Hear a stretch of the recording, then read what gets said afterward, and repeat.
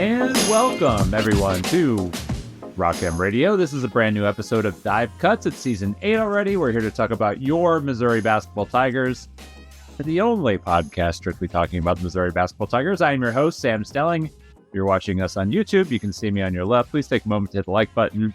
If you haven't already, hit the subscribe button so we can help this channel grow a little bit.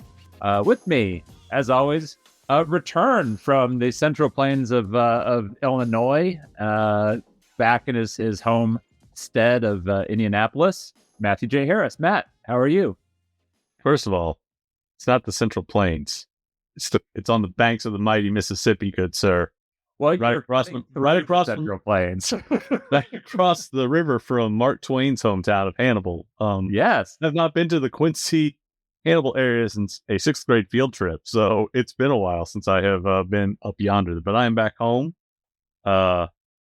We played Hannibal my senior year at Hannibal, I think.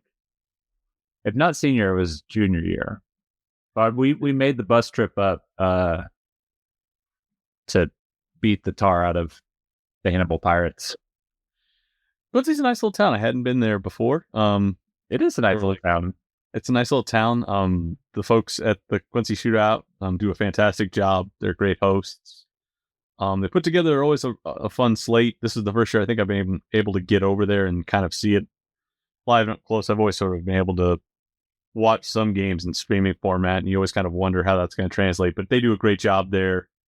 First class in terms of having things run on time. No games started late. Great hospitality from just anybody who works that event. You can tell it's a pride point for them. It's really cool. It's dual hosted between the public school there and the Catholic school. So there are 2 sites that can kind of run concurrently. So that's really fun. And just they pack it out for their hometown Quincy Blue Devils. They put 4,200 in the building on Saturday night to watch them play Bishop O'Connell, and it's a great old gym there. So it's everything you want if you're just a hoop nerd. If you love like watching basketball kind of in its purest form, and you're up in that region. I saw people in Mizzou gear there. If you are a Mizzou fan, you kind of live in that area. Make it a point to go out one year. It's really, really fun. It's a great day to just get out and see really high level hoops and up and down the spectrum. Yes, and it's not a bad trip up from St. Louis either. It's like 90 minutes to Hannibal, and then it's just across the river, really. So maybe another 15, 20 minutes. Yeah. It's a fun event. I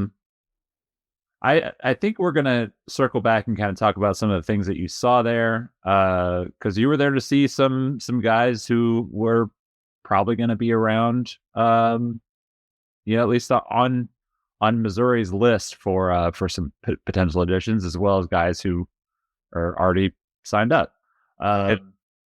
So let's talk about Mizzou, the varsity Tigers. No JV just yet, and we'll make our way through, because last week was a 1-1 week, which in the SEC is a good week. Not a great week. It's a good week. He held serve. He held serve. Went on the road. Played. Or I would say they shot really poorly against Texas. Yeah. If they'd have made a few more threes, obviously things may have changed in some of the flow of the game. Maybe that helps them get a little bit, better attacks at the rim. That also can kind of contribute to them getting the free throw line a little bit more. It didn't work out. Texas, though, helped themselves by beating both Missouri and Texas A&M the same week. So good week for the Longhorns. Very good. And honestly, I think it does help Mizzou a little bit that the Longhorns were able to then turn around and beat A&M, keeping Mizzou ahead of A&M, at least in the league standings. But the Tigers are now 5-2 because they did take care of business at home. They beat Ole Miss. Felt like a game that, Ole Miss jumps out. 8-0 run. Missouri answers that with a 12-0 run. And then from there, it really seemed to like Mizzou kind of slid into control of that first half, and they were able to kind of keep the Rebels at a distance. And, that was probably enough as they sort of, just kind of went back and forth the rest of the second half. I know because you were traveling, you may not have gotten to see all of the action, but it was sort of like heartening to see them jump out and respond to that early punch from Ole Miss and really kind of take control in that first half. Yeah, I mean, I've gotten through the first half, and I think the one thing I would say is that start two was kind of contingent on Ole Miss hitting two closely guarded threes, and then a live ball turnover. So it's an 8-0 run, but if you looked at kind of the mechanics of how it happened, Missouri, I think, had two good defensive possessions, and then guarded threes happened. And that's sometimes guys are going to make shots. The live ball turnover that they got came off of a kind of a newish set that Missouri had installed. So that's not really something that surprised me to see a turnover from a set that you're trying to translate to open up all a game. So I didn't necessarily think that was a killer for them. And then they go on a 12-0 run. They got the transition game cranked up. They were able to kind of, I think, assert themselves. Ole Miss kind of responded a little bit. And then there's an 8-2 run that just sort of opens it up. And Missouri just, I think, did a nice job maintaining there. The offense got boggy in the middle of the first half, but you could probably trace that to some lineups that were a little bit wonky, or them trying to, I think, see what they could get from Shaw and Marshall kind of in the rotation there. But as soon as they call a timeout with 3 minutes left, they draw up an ATO, they run a base set, girl gets a three, lead stretches back. And then the second half, they, just looking at kind of the game flow here, really in control until about the 4-minute mark, and the lead's 12, and then you're basically in garbage time at that point, and Ole Miss sort of does some cosmetic work. But, there was nothing that I really looked at least in the first half, that said, yeah, Ole Miss really challenged him here. I mean, Ole Miss made some contested threes early, some tough rim twos late, and then Missouri had some lineups that were trying to keep some guys engaged, that are on the bench.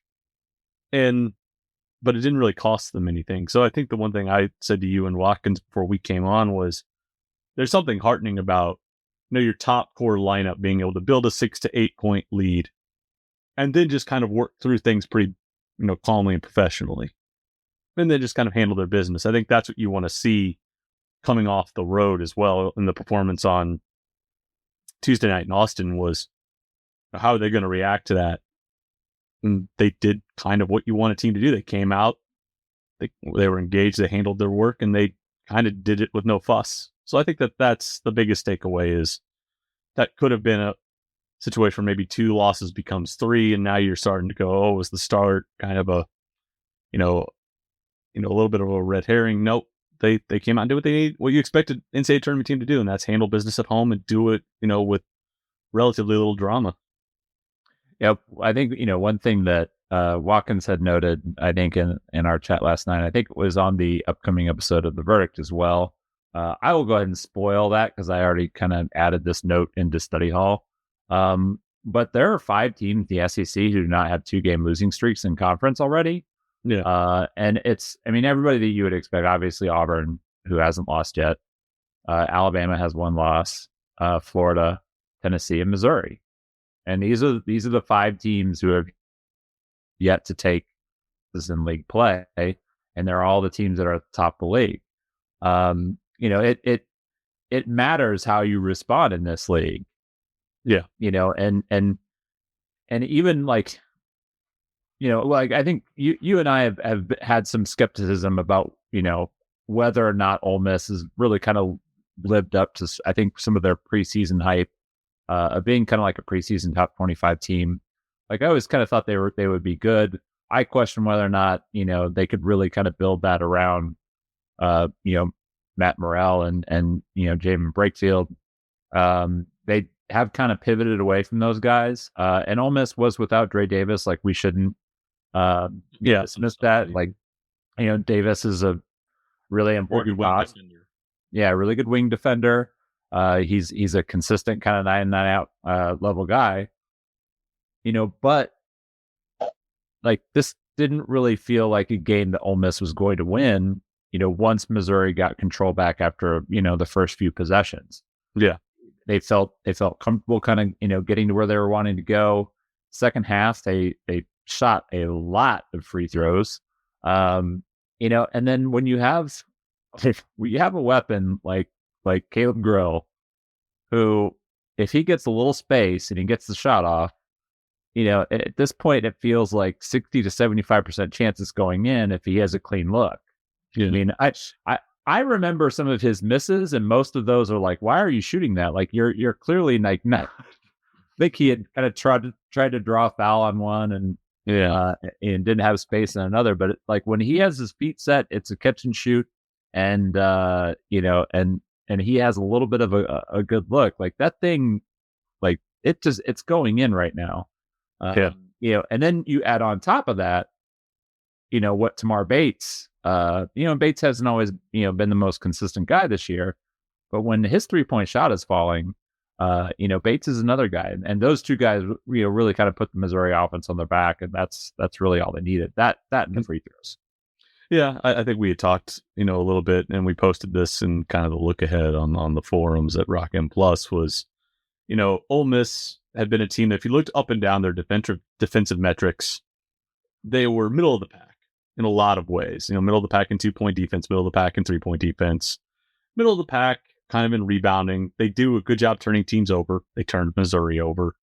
But there was a pretty clear, connection between if they were playing a poor shooting team, Ole Miss shot it well enough to build a gap or to build a margin. That's what they would win by.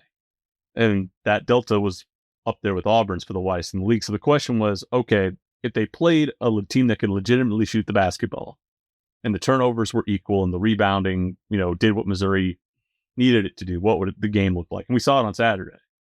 Ole Miss shot pretty well inside the arc. They did a good job on contested shots. They turned Missouri over, but Missouri shot the ball better from deep. Missouri turned them over at a rate that was pretty equal to what Missouri does. It was an 8-point win that was pretty comfortable. So I think that tells you a lot about, both teams kind of playing at their standard on the same day. Even if Dre Davis isn't there, Ole Miss still got some benchmarks that are normal for them. And Missouri was 8 points better. And even if you took the home court advantage out of that, Missouri would still probably be 5 points better. And that's about what you want to see if you're Missouri is our basic day at the office can get us 2-3 possessions on somebody. Now, the question is, can they get that to translate on the road outside of one half at Gainesville? We'll see that over the next, week to 10 days, if that can hold up. But at home, when they're playing in rhythm and kind of the way they want, it's a 2 or 3 possession kind of buffer that they can feel comfortable having.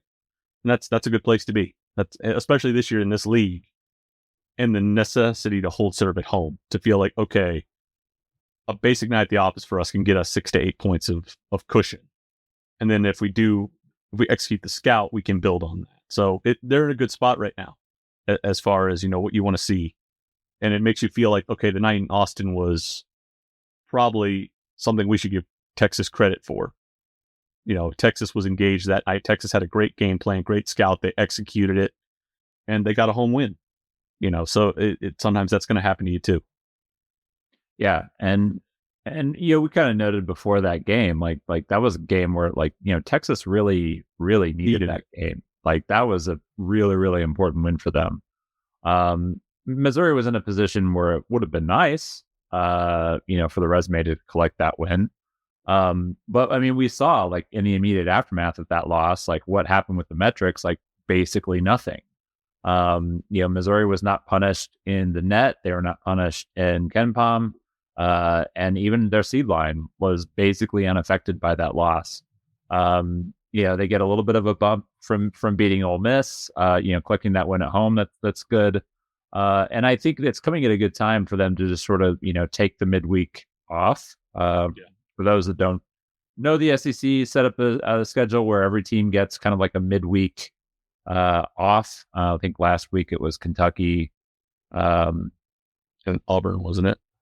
And then Auburn played one Saturday. It might have been Auburn. I think it was Auburn because Janai Broom was able to kind of make his comeback against Tennessee. So Missouri gets the midweek off. They're going to go to Starkville. I've got the conference standings currently. Obviously, Missouri holds a tiebreaker over Florida. how Kim Palm kind of does this page is, like if the records are equal, he gives the upper hand to the team ranked higher. Obviously, Florida being fifth, is going to get the nod there. But if the tournament seedings were taking place, Missouri would actually get that. Based on the head to head. So currently seeded third. That would be pretty great. It does look like Auburn is in prime position to sort of hold off a lot of forthcoming suitors. Alabama has had some kind of rockiness.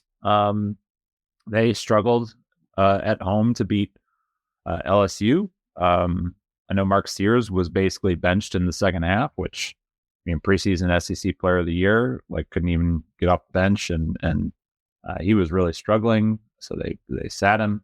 And so that's kind of where we are. Like, we're looking ahead to Mississippi State. The Bulldogs are tough, and I hate going to play at Starkville. I don't know, like, it hasn't often gone very well for Missouri. And a couple of years back, I'm sure a lot of people will remember that Konzo took his team down there, and they played great in the first half, and it all got coughed up in the second half, and State came back and won that game. Missouri's first ever trip as a conference mate to Starkville went really well. That was, of course, when Rick Ray was coach. Mississippi State was awful. For Frank Case's second year, that team was, pretty built to exploit, bad teams, especially offensively. They did that. They final score was like 76-38 or something like that. It was egregiously bad. It was a bludgeoning. But Mizzou has not won in Starkville since, and I really would like to win this game. I know we were kind of talking earlier about, like, if you could pick one, have this one or the win in Knoxville. Like, I almost feel like I would, like, I hate losing to the Mississippi schools, because even when they're good, like, their fans are like barely interested. It's like, it's a nice bridge to baseball season. And so I feel like I want to beat those teams. Like, at least UT fans, like, they're really into the Vols, and they show up in that building, and so that's it. At least where I'm at, I really want Missouri to be able to kind of go down and get this win. It is going to be tough, though. Yeah. This is a game where, like, I wondered for a while, like, is Mississippi State different?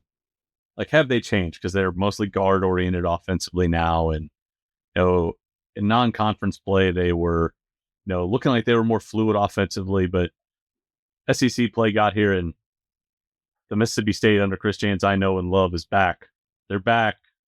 Like, the guards are still the ones that they rely on to score, but everything they want is at the rim, air, crashing the glass. They do not shoot the ball well. And even though they don't have, like, a Tolu Smith kind of as an anchor defensively and kind of as a big guy, they're still long, they're still athletic, they're still physical, they'll still get into you defensively. They do a great job guarding the rim. They are probably one of the top 3 disruptive teams in the SEC, not just because they turn a lot of people over and they block shots, but they don't foul when they do it, or they don't get called for a lot of fouls. I think they're like in the 97th percentile for efficiency in fouling, which basically means for every foul they get called for, they're either generating a block or steal. That's absurdly good. Also, the thing, if you scroll down to the bottom of their KenPom page, what you will notice is that home court advantage is ninth in the SEC, is ninth nationally, and that basically, that number means that's how many fewer foul calls they get at home. They get whistled at home, so that means they get called for 4 fewer fouls per game at the home. So you've got a long, athletic, physical defense that already is good at blocking shots, creating turnovers, does it without fouling. Oh, by the way, they don't get called for, there's a very friendly home whistle for them. Mm-hmm. That's not fun. That it's going to be like getting hit with baseball bats. You go down there to play. And the question that I think that you're going to have to ask yourself if you're Missouri is, okay, even if we're not getting rim makes against these guys, we know we're going to get a foul. We know we're going to run foul count. I would dismiss that notion right now. I think the key to this game is, can Missouri hit jumpers? Can they hit enough jumpers? Because that's what teams have done when they've beaten Mississippi State. They hit 8 to 10. Kentucky put 95 points on because they made shots. Teams that have beat them have hit between 8 and 10 threes, and they give themselves 12 points of cushion because they bang in more threes, and because State does not shoot the ball very well, and they don't really rebound the ball very well on the offensive end.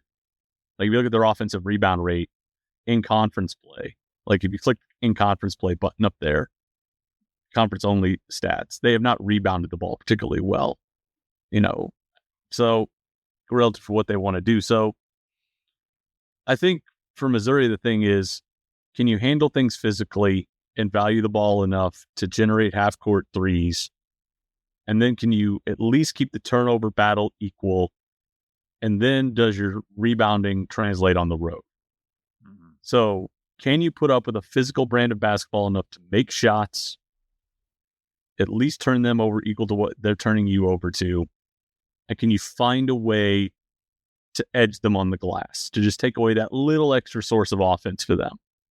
If you do that, I think you can get a road win, but it's going to be an absolute meat grinder down there. I'm already, like, if they get a road win, they're going to have needed the week off, and they probably will want another week off to recover from the beating they're going to take down there, just based on how Jans's teams play. It's going to be tough.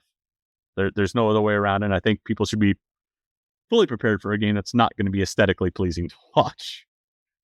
Yeah, I mean, there hasn't really been a lot of aesthetically pleasing basketball played by Mississippi State over the years. Ben Allen was similar, very sort of big physical defensive teams, and Jans is kind of stuck with that. What's interesting is kind of coming into this season, I mean, obviously, like, what they were able to do last year with using Josh Hubbard as sort of like a key for their offense, to be able to generate offense, was big. And then Hubbard, Hubbard has had good games, but he hasn't quite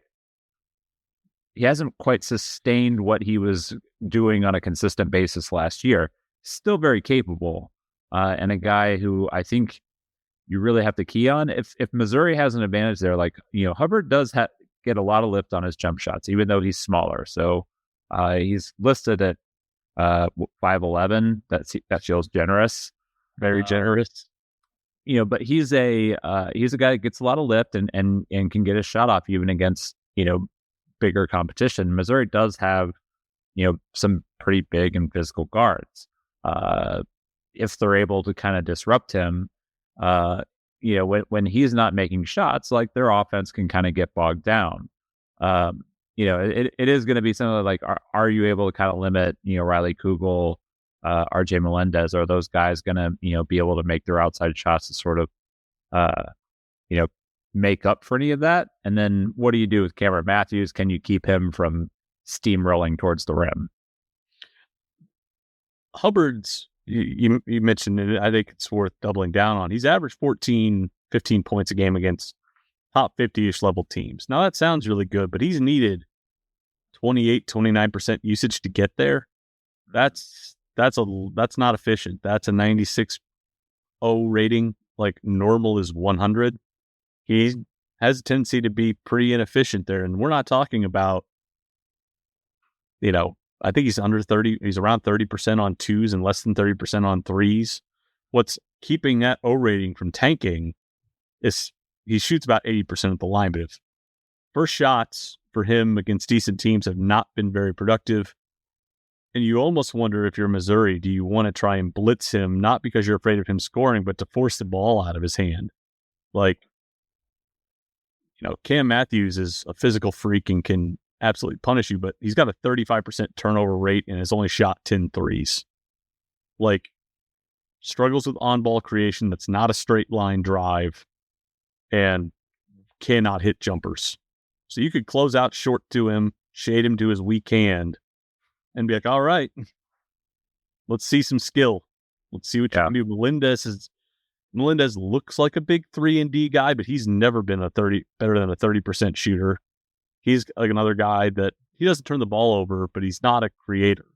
Like, he's not going to, play off of the catch and really get a lot of stuff. He's got to try and play straight line drive to the rim. So I think what you want to do is you want to force the ball out of Hubbard's hands, and you want to have, Cam Matthews and RJ Melendez have to create and finish plays that way and say, all right, we're going to see if you two can do this. Keyshawn Murphy can give them some offense in the post, but he's not Tolu Smith. So I think just the biggest thing is you've got to find a way to make Hubbard take inefficient shots or force the ball out of his hand, and just live with the idea that maybe we have to let Cam Matthews and RJ Melendez play off the bounce a little bit and just understand we've got to show bodies behind them, but we got to be comfortable with those guys being on the ball more and just see if they can make things happen for us. There might be a temptation to zone because they don't shoot the ball very well. I wouldn't do it. Melendez and Cam are great cutters, and I would not want to give them voids to cut into to make clean catches, but I think the thing is you blitz Hubbard, you try and get the ball out, and you try and see if the other guys can make plays for themselves. And if they can, that's something you live with. But I would not want to let Hubbard be the guy who's kind of stirring the drink and kind of getting my defense in rotation, letting those guys play off straight line catch, rip, and go drives. We'll see what Missouri's scout is, but I think there's a way that you can kind of make Mississippi State get bulky and have to really rely on their defense to offense to survive in this game. I'm also convinced that that each of the last 2 years, Mississippi State has been 8-10 in conference play. I really want them to finish 8-10 in conference play again, just for the sheer comedy of Jan's basically 3 years in a row going 8-10 in conference play, making the NCAA tournament. And that just kind of being what he does, like under 500 in conference play. He does a really nice job of setting up a schedule. Actually, when in the offseason, when I had Rocco Miller on, he always points to Mississippi State as being really good at building a schedule. They don't particularly play anybody all that difficult. But you kind of see their non-con is kind of meh. Utah, SMU, Butler, Pitt, McNeese, Memphis. They're all quality games though. It's kind of the opposite of how tennis schedules. With Mizzou, you have all these teams at the very top of the the apex of the sport, and then you're kind of stuck with everybody below 300 after that point. But we do. But yeah, this is a good job. What's that? Amy does the SWAC tour. Is what they do. Yeah. So Jan sets himself up each and every year with a good schedule. They go out. And credit to them, they win the games. Obviously, beating the tar out of Pitt helped them because Pitt's turned out to be at least maybe not great, but quality. Winning on the road at SMU, beating a pretty below mediocre Utah team. Those are all going to look good, and so now they're at this point where they're kind of hitting conference play. They've got a couple tough losses to Kentucky and Auburn. A lot of people have lost to Auburn, lost to Tennessee. It went to overtime against Ole Miss and South Carolina. Watching the game at South Carolina, things got boggy for them, and they are going to have to play Alabama on Wednesday before Missouri comes in. So you kind of hope that maybe they get a few bolts loosened, maybe in the game against Alabama. It is a home game for them, but that kind of set yourself up to kind of escape out of there with a win. Yeah, for Missouri, this is we talked about it a little bit. This is an ideal sort of window in the schedule for them. They get a week off before they get this game. They do have a moderate turnaround before they have to go to Tennessee. But if you're Missouri, this is the stakes for you these are probably your last 2 chances at quality road wins. Missouri in the back half of the SEC slate goes to Georgia, to Vanderbilt. Flip back to Mizzou. Yeah, if you flip back to the Missouri page, they go to Georgia, they go to Arkansas, they go to Vandy, and they go to Oklahoma. The best win on that list there is at Georgia, who is 41st in KenPom. So those will all still be like quad. They won't be, but they won't be quad 1A. Right, they won't be quad 1A. And teams that get 3 or more quad 1A wins usually don't have questions on Selection Sunday. The committee deeply values those wins, and if you have 2 of them on the road, and this is why I would want the Tennessee win, if you have 2 top 10 net road wins, it's really, really good. So few teams in the country will have that. It gives you some cushion if maybe you have an off night at Oklahoma, or it was a team I think we're going to be kind of monitoring as a bubble-ish team. Vandy looks like it's in pretty good position right now after the week it had, but Vandy would be on top 25. Vandy's 24th right now. So that's why I think this is the next week to 10 days are big for Missouri, because not that the last 9 games don't matter, but the average KenPom rating for their first 9 games is around 24th or 29th. It dips to around 38th after this. Like, the run in for Missouri is actually very favorable for them. So if you can go 1-1, and in my world, if you go 1-1 with a win at Tennessee, it's going to be really hard. You can go 3-6 down the stretch and probably feel really good on Selection Sunday. Not that you want to do that, but you will have basically built a pretty good cushion going into February. You did the work early, and it lets you kind of ride it out. It's similar to kind of a similar idea to Conzo during the COVID year. When they had so much quality up front, and even though they kind of staggered down the stretch, and I know like that's one of those things, like you start to kind of sweat as a fan because you see your team stumbling and like, oh, like it's going to cost them, and they end up getting in pretty comfortably. It's like what do we say all the time? Every possession matters. The possession you played against Howard in early November in the metrics, or at least in predicted metrics, has the same value as what you're going to do on February 25th or whatever. So it's against South Carolina. So to me, the biggest thing is just handle your work. A win over Mississippi State, if Mississippi State can find a way to finish 10-8, their net's going to stay high enough that that's a quad 1A win. But going 1-1 here, making the turn at 6-3, I feel really, really good about that. And what it means going into February. I love the idea of Mississippi State going 8-10. The best way for them to go 8-10 is by losing to Alabama and Missouri here this week. And I also like the idea of them like still being like top 25 in KenPom. Like, I think it'd be really, really funny if they're like 8-10, top 25 in KenPom. It's basically kind of like juiced up Mike White. Yeah.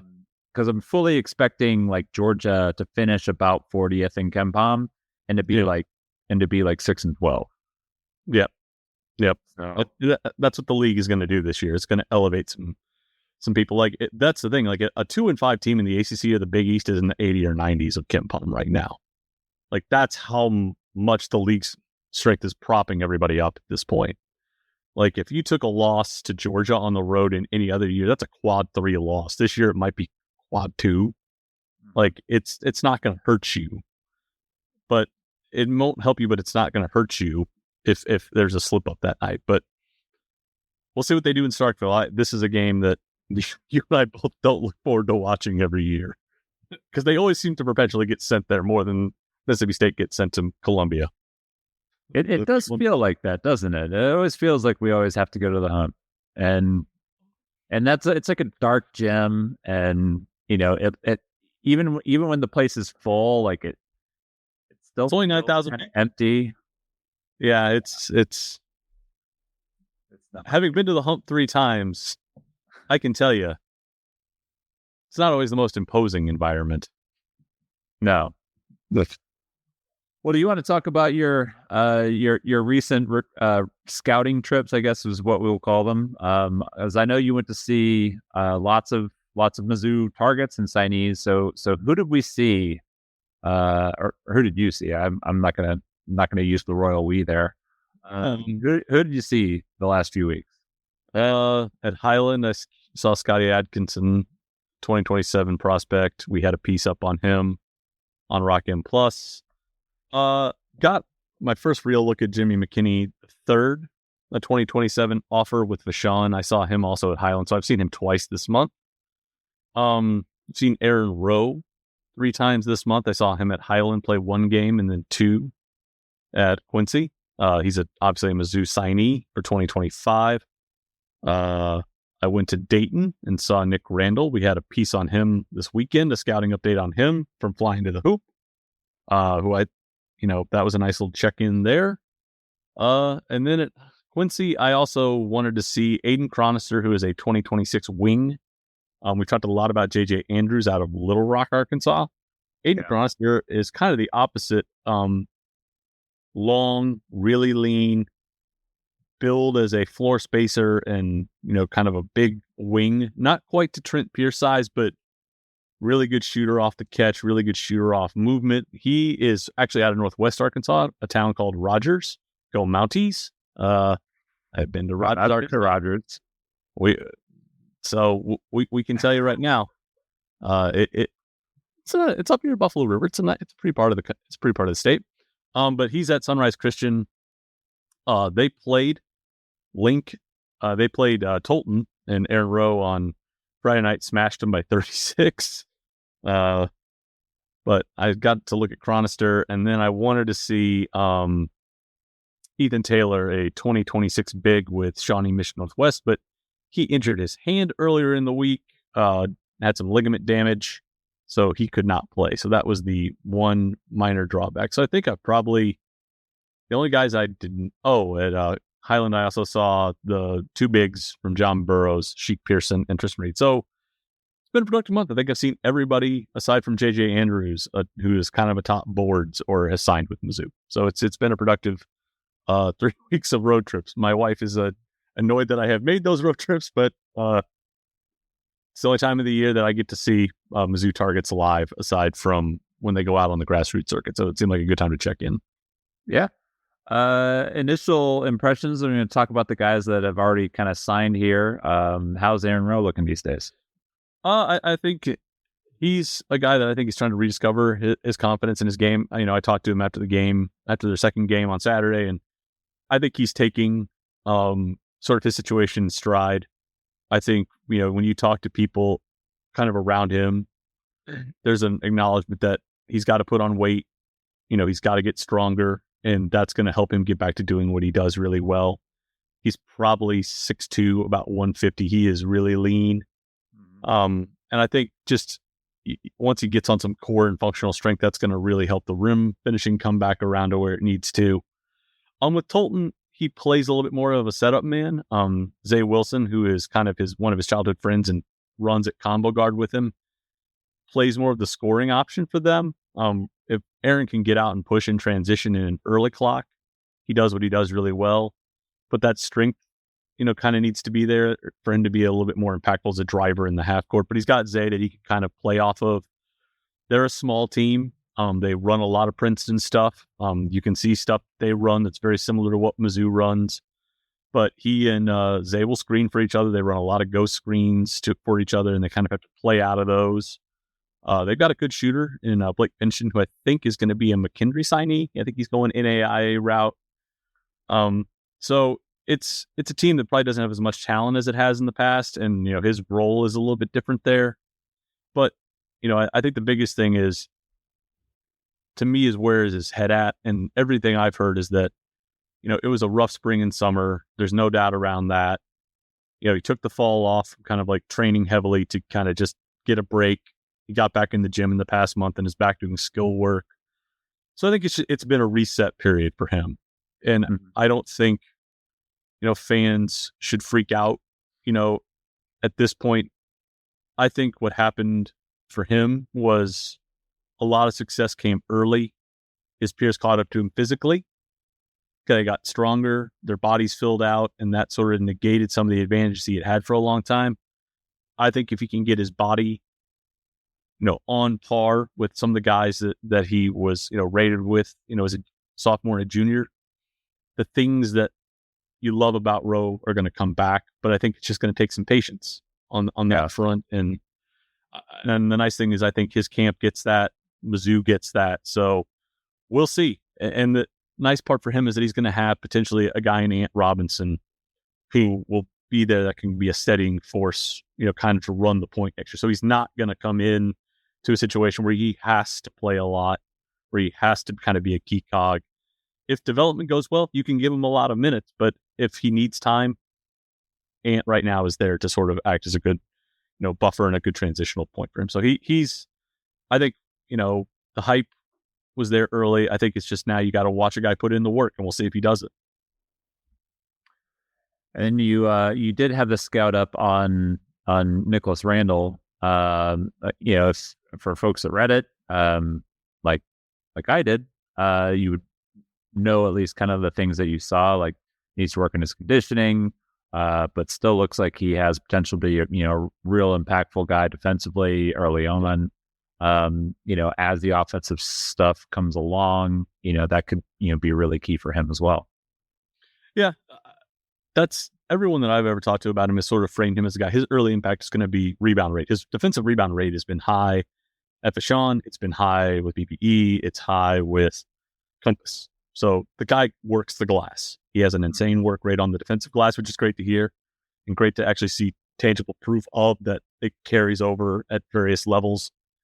Whether it's, class 4A in Missouri, whether it's the best that you're going to see on the grassroots circuit, or even now some of the best guys you're going to see kind of at basketball academies, that he can rebound at a high level, when the stamina, when the energy is there.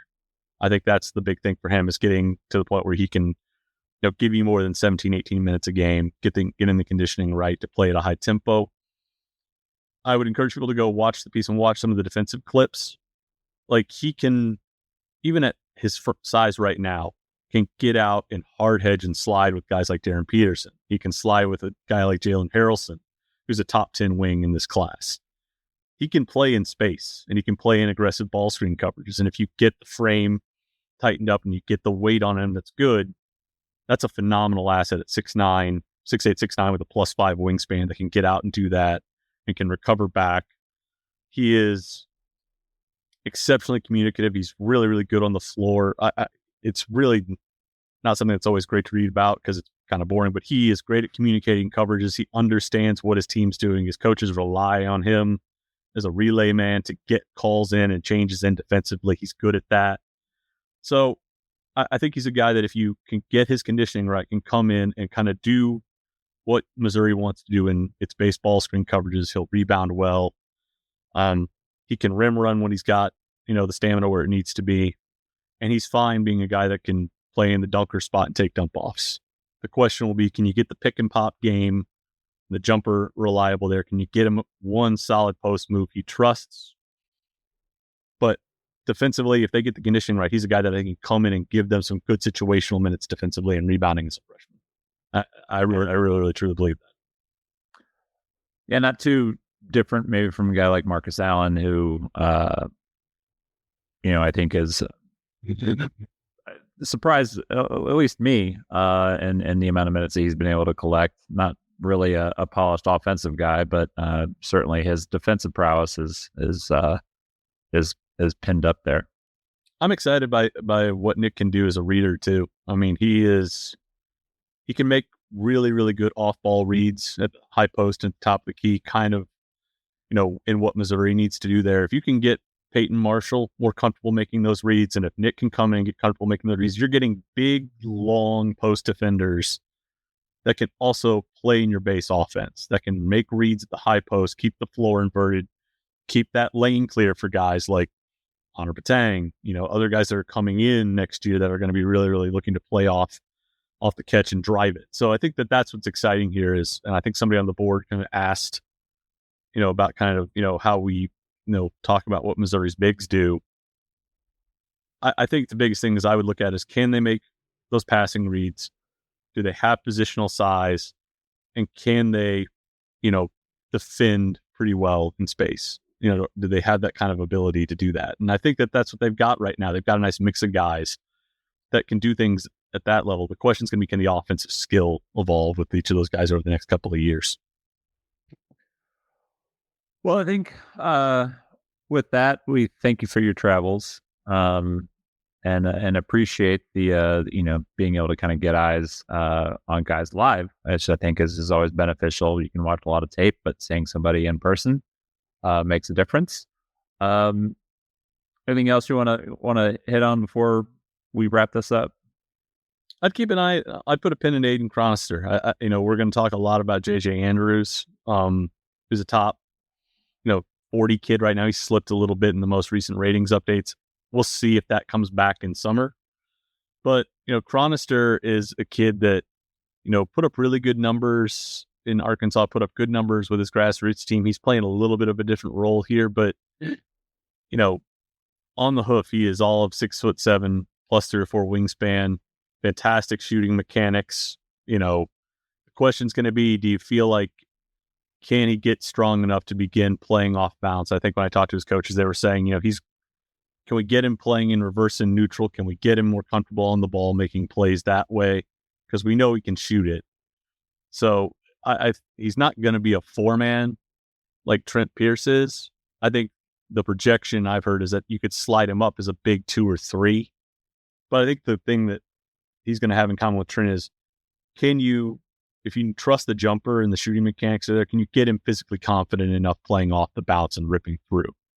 Because if you've got that, you have the possibility of having an Honor Batang, JJ Andrews, 2 big physical transition-based wings who can get downhill, and then Chronister who can still space and then play off the catch as well. So I think that's the interesting thing. And the fun part about that is all 3 of those guys are Arkansas kids.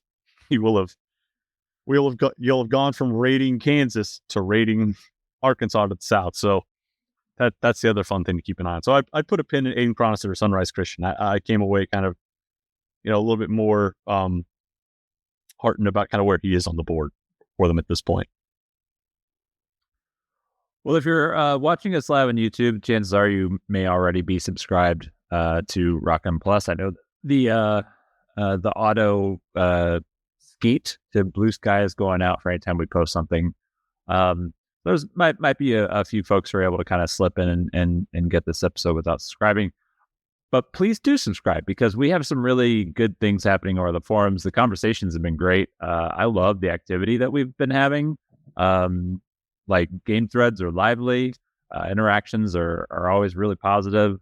Really enjoying the conversations on the forums. If you're into Mizzou basketball and if you're listening to this podcast, chances are you are, join us on the forums, because it's a lot of fun. The stuff that this Matt and the other Matt are bringing, plus new episode of The Verdict should be dropping here this week. Just really, really excited about where things are.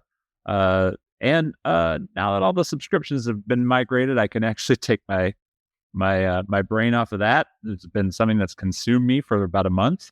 And I can actually look at doing other things that are going to make the user experience better at the site. So Rock M Plus, really happy with how things are going. If you have any feedback, drop it.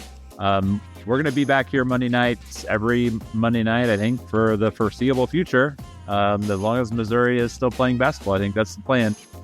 So until next week, hopefully Missouri can go 1-0 this week, and we can talk about that next week. So until then, thanks for tuning in, everybody, and we will see you soon. Thank you, everyone, for tuning in to Rock M Radio, a proud partner of Fans First Sports Network. Rock M Radio is the official podcast network of Rock M Plus, a new and exciting subscription service provided by me and the other voices of Rock M Radio. Please take a few moments to head over to rockm.plus and sign up for an account today. The cost is only $5 a month, and the benefits include access to our live podcast, a subscriber-only message board, weekly newsletters, and more. If you enjoyed this episode of Rock M Radio and would like to see more just like it beamed directly into your personal device, make sure to click the subscribe button below and tell your friends. Our podcast feed is available through the Apple Podcast app for iPhone, Google Podcast app for Android, whatever app you listen to your podcast. You can also find Rock M Radio on Spotify. If you're looking for a podcast about your favorite team that is not the Missouri Tigers, Fan First Sports Network is your answer. A full podcast network loaded with the team-specific podcasts covering Major League Baseball, the NFL, NHL, NBA, MLS, and more. And we'll be back with more episodes of Rock M Radio coming to you soon.